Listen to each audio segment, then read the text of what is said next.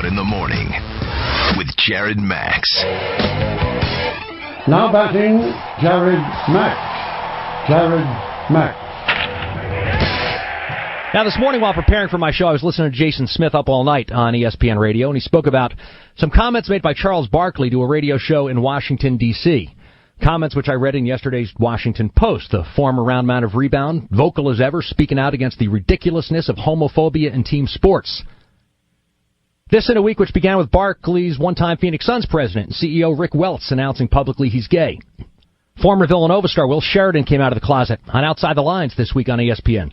Barkley said every player he has played with, there's been gay guys, 2 of the 3 teams. He says, it bothers me when I hear these reporters and jocks get on TV and say, oh, no guy can come out in a team sport. These guys would go crazy. He says, quit telling me what I think. Barkley says, I'd rather have a gay guy who can play than a straight guy who can't. Jason Smith on Up All Night lamented that we are ready for, more than ever, for an active player to announce he's gay. Are we ready for it? I don't know. My take is that it would have to be a player of superstar status, not just a star, but a superstar to sway the momentum. Truth is, the world I grew up in, and many of you did, was not ready for this. But today's kids, my friends who have children, they tell me times have changed considerably. It's a different world now. But it's not the world that we're all comfortable with in the sports world, or maybe we are and it doesn't matter. Truth is, why should we cater to the bigots and the uneducated folk? It's 2011. Are we ready for a male sports figure to tell his fans, some of whom might be homophobic or have preconceived notions that something is wrong or evil about sexual preference? I don't know. But as my producer Ray Santiago and I were discussing this morning, there seems to be a snowball effect taking place in sports, to which I told Ray maybe this will be big enough to start breaking down some walls. But we won't know until, as I figure, a player of superstar status tells his testosterone-filled admirers that, well, he plays for, a different team. Are we ready for this? Will you be able to still root for your favorite player if you know he's gay? Are we ready to have our sports information delivered by someone who's gay? Well, you know what? We are going to find out. Because for the last 16 years, I've been living a free life among my close friends and family, and I've hidden behind what is a gargantuan-sized secret here in the sports world. I am gay. Yeah. Jared Max, the sports guy, is one of the most familiar voices in New York sports, isn't quite like the majority. And while you already knew I was a little different, this might help make some sense of it. But more so, I'm taking this courageous jump into the unknown, having no idea how I will be perceived. When I came out to my mother, I was 21 years old. It was the worst night of my life, and also the best. It allowed me a future, one which I didn't think would be possible in the sports media when in college. I realized that certain thoughts were more than just passing thoughts. I used to play for the team that, the majority do. I know the deal. It's probably what's allowed me to remain undercover for so long, because I could talk the game, but it's not a game of truth. If there's one thing I learned back in high school, it was the importance of a line written by William Shakespeare. To thine own self be true. It's always been a line I've stuck with, and I'd be a phony, worse than any kind that Holden Caulfield ever blasted in Catcher in the Rye, if I were to remain silent. I don't share this news with you today to get a reaction or to make news of being a New York sportscaster working on an all-sports radio station. I do this today because it seems to me there's never been a better time. It's been a subject I've toyed with tackling for years. I've been encouraged by other gay colleagues in the media to just do it, take the plunge. And not that there's any need to justify who I am or what I am.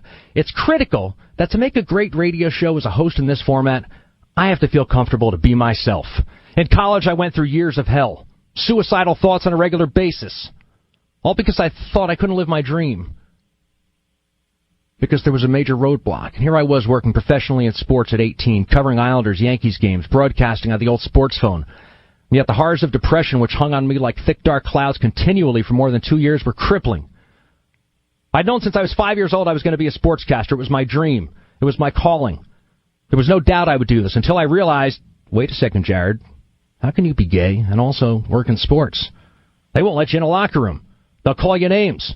But in all the years I've been inside pro locker rooms, the fact I'm gay has never been an issue, because I've never been in a locker room for any reason than to get the story, to be a great reporter. Certainly not to catch a peek or something stupid of that nature. I understand the concern. It's ridiculous, though. For more than a dozen years, I worked as a sports update announcer. Within 2-minute reports, there's not much room for this kind of information. But with this format, we're expected to share our thoughts and be opinionated. And if I was to continue hiding behind the secret, which in 2011 seems beyond silly, I'd be shorting myself and you the opportunity to grow. For me, an honest talk show host is what I want to be, and an honest human being. I'm 37. This is the one life I know I have. Life's too short to let yourself be silenced by ideology rooted in bigotry. So with that, my friends, I invite you back to the show tomorrow morning, every weekday morning, going forward. This subject will not be brought up again by me, because I really don't think it has a place here. It's not why we're tuning in for sports. The news I've just dropped, this terrific-sized meatball, I will hopefully mean the start of a life of freedom I've sought for decades. Like I said, I'm 37. I think it's time I've released myself from these self-imposed shackles that have kept me living in fear for too long.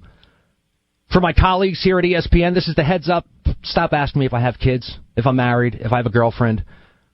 Innocent questions, unfortunately, are not all that easy to field, especially for someone who's gung-ho on being so truthful. So to Rick Welts of the Phoenix Suns, former Villanova star Will Sheridan, CNN anchor who came out this week, I say thank you for helping me find the courage to do the same. I never knew I would do it less than 2 weeks into my new gig here at ESPN New York. As I said, this will not be brought up again by me. I hope I find the comfort I'm looking for and that you will support me. After all, I give you the sports in a way nobody else does in this city. I'm confident about that. I don't know if me being different is the reason why, but I can tell you I will continue to swing for the fences every day as long as I'm privileged to hold this position. I appreciate you listening this morning on this, hearing me out, and giving this a chance. I see we have a caller on the line we don't have time to get to. Joe, I just see a comment that says congratulations, and thank you, Joe. I know I'm not the only one.